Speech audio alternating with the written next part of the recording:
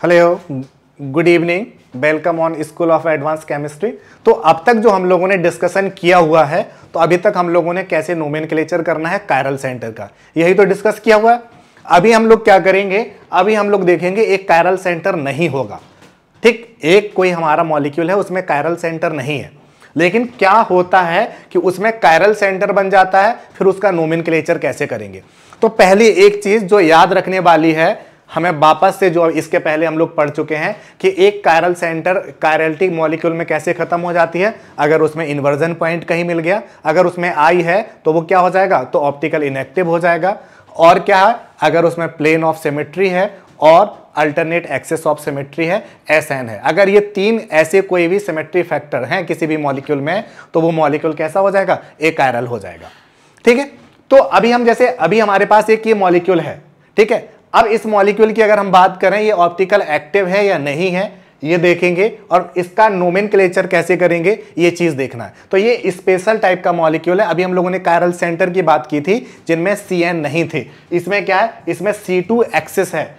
क्या है, molecule with a centre of chirality. एक इसमें कायरल सेंटर है, ये कायरल सेंटर होगा, और and simple axis of symmetry जो यहां पर C2 एक्सिस है, ठीक। अब देखते हैं, इस मॉलिक्यूल को समझते हैं।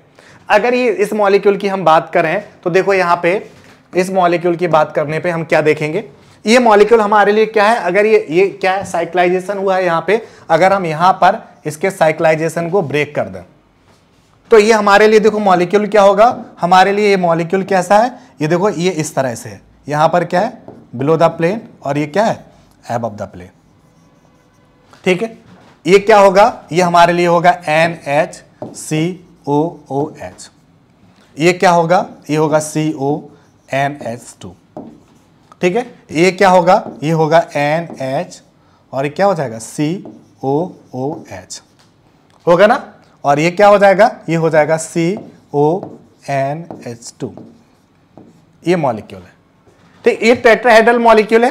तो ये देखो स्पेस में कैसा दिखेगा, हम लोग वापस से इसको वैसे ही रिप्रेजेंट करते हैं स्पेस में, ताकि हम इसे समझ पाए।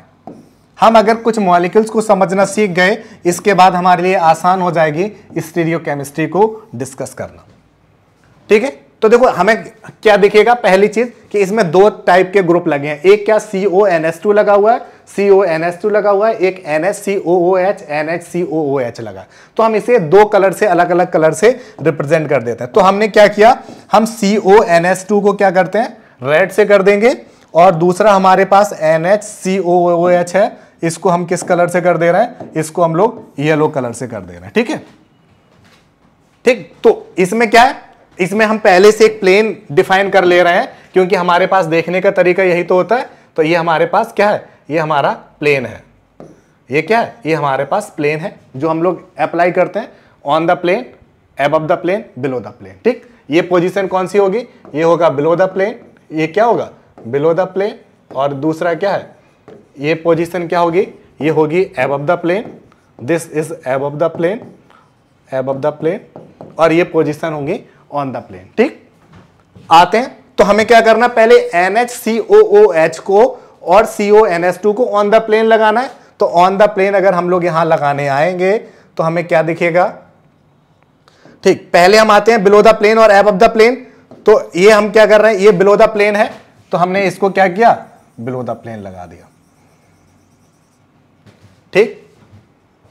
ये हमारे लिए क्या हो गया, ये हमारे लिए हो गया बिलो द प्लेन। अब बात करते हैं above the plane. Above the plane किसको लगाना है, NHCOOH को। तो हम क्या कर रहे हैं, इसको अबव द प्लेन लगा दे रहे हैं, इसको क्या कर दे रहे हैं, अबव द प्लेन लगा दे रहे हैं। अब आ जाते हैं क्या, NHCOOH हमारे लिए क्या है, अबव द प्लेन हो गया। बाकी के NHCOOH और CONS2 दोनों हमारे लिए क्या है, ऑन द प्लेन। तो हम इसको क्या कर दे रहे हैं, ऑन द प्लेन लगा दे रहे हैं, एक रेड और एक क्या हो जाएगा, एक ये हमारे लिए क्या हो गया, ग्रीन हो गया, येलो हो गया, और दूसरा क्या हो गया, दूसरा हमारे लिए रेड हो गया। ये क्या हो गया, ऑन द प्लेन। बोलो समझ आया, ये हमारे लिए ग्रुप है इस तरह से, ठीक।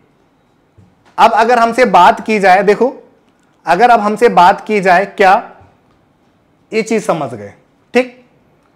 अब देखो यहां पे ये हमारे लिए मॉलिक्यूल हो गया, और यहां पे क्या है, यहां पे मैं इसको क्या कर दे रहा हूं, यहां पे हमारा कार्बन सेंटर है, ये हमारे पास सेंटर कार्बन। ठीक, अब इस मॉलिक्यूल में क्या क्या है, ठीक है। अगर इस मॉलिक्यूल की हम बात करें तो देखो ये मॉलिक्यूल हमारा अगर इस तरह से है, हम क्या करें यहां पर C2 एक्सिस अप्लाई कर दें, क्या कर दें C2 एक्सिस। अगर हम इसको C2 रोटेशन करेंगे तो क्या होगा, ये येलो कहां पे आ जाएगा, यहां पर आ जाएगा, और ये येलो कहां चला जाएगा, यहां पे चला जाएगा, और पीछे C2 में क्या होगा, पीछे C2 मतलब 180 का रोटेशन, C2 का मतलब क्या 360/2 180 का रोटेशन करने पर क्या होगा, ये रेड यहां से यहां और ये रेड यहां से यहां सेम आइडेंटिकल मिलेगा। तो इसका मतलब इस मॉलिक्यूल में, इस मॉलिक्यूल के अंदर कौन सी सिमेट्री है, C2 सिमेट्री है। एक चीज समझ आ गई कि इस मॉलिक्यूल में क्या है, इस मॉलिक्यूल के अंदर C2 सिमेट्री है। C2 सिमेट्री के बाद अब हम देखो, अब हम क्या बात करें, हम बात करें अगर हम इस क्यूब के अलोंग यहां पर क्या कर दें, एक क्या कर दें सेट। ठीक, अब हम क्या करें, इस एक्सिस के अलोंग क्या कर दें, एक हम क्या करें प्लेन ऑफ सिमेट्री अप्लाई कर दें।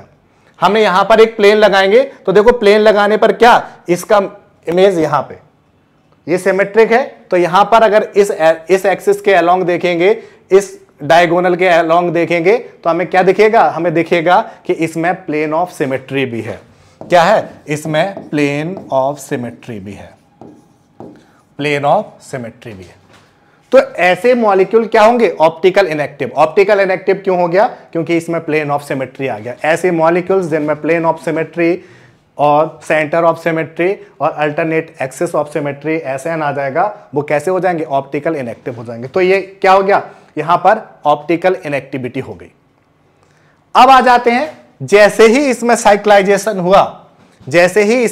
साइक्लाइजेशन हुआ, हमारा क्या हो गया, हमारा मॉलिक्यूल अब इस तरह का हो गया। अब हमारा मॉलिक्यूल क्या हो गया, इस तरह का।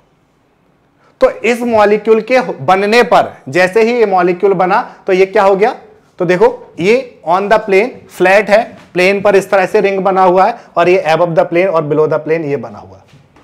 तो जैसे ही ये रिंग का यहां पर, जैसे ही इन ग्रुप के बीच साइक्लाइजेशन हुआ, इस तरह का कंपाउंड बन गया, तो यहां पर अभी भी C2 एक्सिस है। साइक्लाइजेशन से क्या हुआ, C2 एक्सिस तो बना रहा, जैसे ही हम इसे रोटेट करेंगे तो क्या हो जाएगा, रोटेशन से यहां पे इसके साथ कन्वर्जन हो जाएगा। लेकिन यहां पर खत्म क्या हो गया, यहां पर कोई अब प्लेन ऑफ सिमेट्री नहीं रही।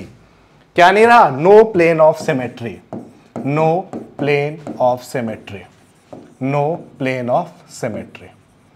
यहां पर क्या हो गया, साइक्लाइजेशन की वजह से प्लेन ऑफ सिमेट्री वैनिश कर गई। इसलिए ये कैसा है, इसलिए ये ऑप्टिकल एक्टिव है, इसलिए ये ऑप्टिकल एक्टिव है। अब ऑप्टिकल एक्टिव है, तब क्या करना है, नोमेनक्लेचर करना है। नोमेनक्लेचर करने के लिए क्या होता है, नोमेनक्लेचर करने के लिए बेसिकली सबसे पहले हम क्या, अगर ये कायरल सेंटर है तो इसमें हम लोग प्रेफरेंस देंगे कि कौन से ग्रुप जुड़े हुए। तो देखो पहला हमें याद रखना है कि पहले प्रेफरेंस देनी है, तो हम प्रेफरेंस की बात करेंगे। अब प्रेफरेंस की बात करोगे तो देखो क्या होगा, हम क्या देखेंगे, CO NH सेम अरेंजमेंट है। हम इनमें और इनमें तो डिसाइड कर सकते हैं, हम इसमें डिसाइड कर सकते हैं, पर इसमें डिसाइड नहीं कर सकते कि प्रायोरिटी किसको देनी है। तो इसलिए ये स्पेशल मॉलिक्यूल है हमारा, इसमें हम जनरल तरीके से डिसाइड नहीं कर सकते। तो ये जो नोमेनक्लेचर हम लोग डिस्कस करने जा रहे हैं उनके लिए, जिनमें सेंटर ऑफ सिमेट्री है और क्या है, एक्सिस ऑफ, साथ में क्या है, एक्सिस ऑफ सिमेट्री है। जहां पर प्लेन ऑफ सिमेट्री नहीं मिलेगी वो वैनिश हो गई है इस साइक्लाइजेशन की वजह से, और ये स्पेशल केस बन गया। ठीक है, तो इनका नोमेनक्लेचर करने के लिए सबसे पहले क्या करेंगे, सबसे पहले हम लोग कोई भी एक चेन सेलेक्ट कर लेंगे। हमने कहा इसको A मान लिया, ठीक, इसको B मान लिया, ठीक है, कोई भी हमने अपने मन से कर लिया, कोई फर्क नहीं पड़ता किसे तुमने A माना किसे B माना। ठीक, अब इसे A माना, ठीक, तो पहले प्रायोरिटी इसमें देंगे। ठीक, तो इसमें देखो कार्बन और नाइट्रोजन, प्रायोरिटी किसको मिलेगी, नाइट्रोजन को, तो ये पहली प्रायोरिटी हो गई। हमेशा याद रखना है ए को प्रेफरेंस पहले देनी है बी के रिस्पेक्ट में, ठीक। अब देखो पहली प्रेफरेंस हो गई, इसके बाद देखो NH दोनों में था, लेकिन प्रेफरेंस किसको देनी थी, ए वाली रिंग को, तो हमने इसलिए इसको प्रेफरेंस दी 1। अब यहां पर CO से तो कोई लेना देना नहीं क्योंकि NH की प्रायोरिटी ज्यादा है, तो ये क्या हो गया 2। बोलो समझ आया। अब 3 कौन होंगे, CO होंगे, लेकिन प्रेफरेंस किसको देनी है, हम पहले से सिलेक्ट कर चुके कि हम इस वाली रिंग को ही प्रेफरेंस देंगे, तो इसका मतलब 3rd प्रेफरेंस इसको होगी, 4th प्रेफरेंस इसको होगी। अब 1 2 3 इज एंटी क्लॉकवाइज। ये क्या है, एंटी क्लॉकवाइज। तो इसमें जो है जैसा है उसे वैसे ही कर दो। एंटी क्लॉकवाइज मतलब एस। क्या अगर क्लॉकवाइज होता, ऐसे क्या याद रखना है, बिना कुछ सोचे याद रखना है क्या, कि क्लॉकवाइज है तो आर, एंटी क्लॉकवाइज है तो एस। एंटी क्लॉकवाइज है तो एस। ये कैसा था, ये एंटी क्लॉकवाइज था, तो इसलिए एस हो गया। तो ये स्पेशल केस है ऐसे मॉलिक्यूल्स का जिनमें क्या है, जिनमें एक्सिस ऑफ सिमेट्री है, जिनमें रोटेशन है, और इसके बाद भी ये कायरल है, और वो कायरलिटी किस वजह से आई है, उसको नोमेनक्लेचर कैसे करना, ये हमारा आज के इस लेक्चर का मोटिव था।